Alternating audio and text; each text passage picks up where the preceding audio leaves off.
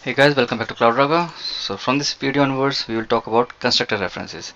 So now we have an idea of what is method reference and where, in which circumstances we can use it. Now we are talking about constructor reference. So again, it's just one of the feature added in Java 8, and this allows to refer your constructor which is already created somewhere. And again, we will use some function interfaces. Again, that's the key idea, right? Using function interface and having a method which returns an object type, right? So once we have a function interface which returns any object type from there, so what we can do, we can refer that object to our class. So when it comes to constructor reference, when method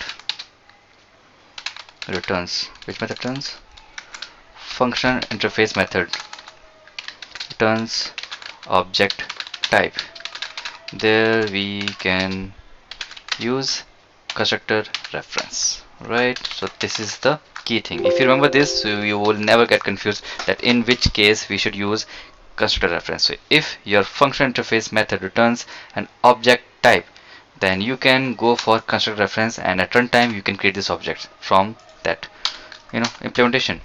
So it's kind of a going similar to that method reference, but instead of using or referring methods, we are going to refer classes, class constructor.